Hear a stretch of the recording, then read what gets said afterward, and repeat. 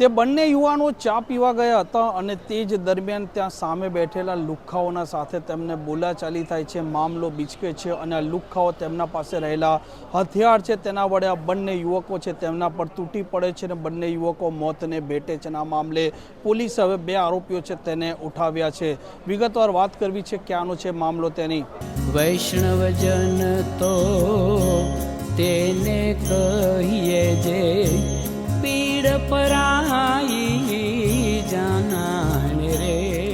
નમસ્કાર, આપ જોઈ રહ્યા છો નવજીવન ન્યૂઝ અને હું છું આપણી સાથે તોફિક ગાંચી। ગુજરાતમાં અને ખાસ કરીને મોટા શહેરોમાં જે પ્રકારે ગુનેગારો કાયદો વ્યવસ્થાના ધજાગરા ઉડી રહ્યા છે અને આવી જ ઘટના સુરતમાંથી પણ સામે આવી હતી, જેમાં બે યુવકો છે તે ચા પીવા ગયા હતા અને તે જ દરમિયાન સામે બેઠેલા આ લુખ્ખાઓના સાથે તેમને કોઈને કોઈ બાબતે બોલાચાલી થાય છે। સૌથી પહેલાં મામલો ઉગ્ર બને છે, બહેસ થાય છે, હાથાપાઈથી શરૂઆત થાય છે અને ત્યાર પછી આ 10થી 15 લોકોનું ટોળું હતું તે બંને યુવકો પર હથિયારો વડે તૂટી પડે છે અને બંને યુવકો ગંભીર રીતે ઈજાગ્રસ્ત થાય છે, જેમાં આ હર્ષદ પાટીલ અને બુટ્ટુ માળી તે બંને યુવકો જે પ્રકારે ઈજાગ્રસ્ત થયા હતા તેમને તાત્કાલિક નજદીકના હોસ્પિટલમાં લઈ જવામાં આવ્યા, પરંતુ તેમને ઈજા વધારે ગંભીર હોવાથી તે મોતને ભેટે છે અને જે પ્રકારે એક સાથે બે હત્યા થઈ હતી તેણે કાયદો વ્યવસ્થાના સામે જ સવાલો ઊભા કર્યા હતા અને સુરતમાં પણ જે પ્રકારે અલગ અલગ થાણા વિસ્તારમાં અને તેમાં ખાસ કરીને ઉધના હોય કે પછી પાંડેસરા વિસ્તાર હોય કે પછી ડિંડોલી વિસ્તાર, આવા વિસ્તારમાં સતત ગુનેગારો છે તે કોઈને કોઈ ઘટનાને અંજામ આપી રહ્યા છે અને આ પણ જે પ્રકારની ઘટના સુરતના એક પોલીસ સ્ટેશન વિસ્તારમાંથી સામે આવી હતી, તેમાં 10 આરોપીઓના સામે ગુનો દાખલ થયો છે, પરંતુ બે આરોપીઓને પોલીસે ઉઠાવ્યા છે અને આ મામલે પોલીસ અમલદારનું નિવેદન પણ સામે આવ્યું છે। सूरत शहर के सिंगरपुर पुलिस स्टेशन में रात को एक मर्डर की घटना बनी है, जिसमें दो लोगों की डेथ हुई है। इसमें मरण जनार है, उनका नाम भाटू माली और हर्षल पाटिल है। ये दोनों महाराष्ट्र के रहने वाले हैं, परप्रांतीय हैं। घटना की विगत ऐसी है कि रात को 4 लोग, जिसमें से मरण जनार भी हैं, ये लोग मुगल टी स्टॉल पे आते हैं और मुगल टी स्टॉल पे ऐसा बोलते हैं कि उसको मावा खाना है, ऐसा करके। तो दुकानदार जो है वो बाहर बैठा होता है, उसने बोला कि शॉप अभी बंद है, लेकिन शॉप के अंदर 4 लोग बैठे थे जो कि कैरम खेल रहे थे। इसने ज़बरदस्ती शॉप खुलवाया और अंदर जाके उससे लड़ाई झगड़ा किया और फिर ये लोग 6 लोग जो थे वो अपने अपने रास्ते चले गए।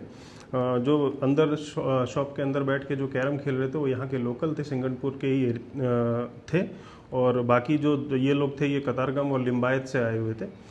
ये वापस जाते हैं और रांदेर के विस्तार में जाके वहाँ से चाकू लेके आते हैं और इन 4 लोगों के से लड़ाई करने का प्रयास करते हैं।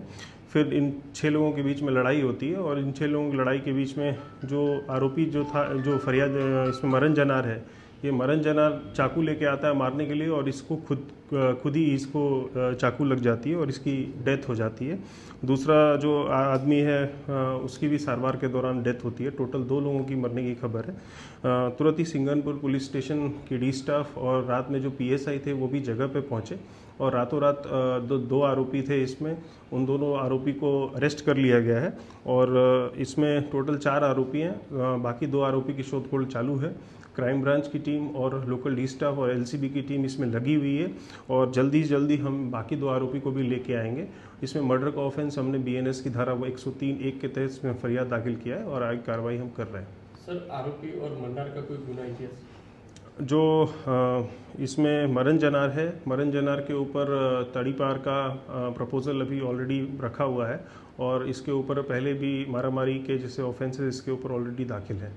આમ સુરતમાં દિન પ્રતિદિન ગુનેગારો છે તે વારંવાર ગુના આચરી રહ્યા છે અને ખાસ કરીને જે સ્લમ વિસ્તાર હોય, જે મધ્યમ વર્ગીય વિસ્તાર હોય તેવા વિસ્તારમાં આ ગુનેગારો ક્યાં નશાની રીતે તે ગુનો આચરે છે કે પછી અન્ય રીતે તે ગુનો આચરે છે, પરંતુ ત્યાંના સ્થાનિકો અત્યારે ભયમાં છે તે ચોક્કસ સ્પષ્ટ છે।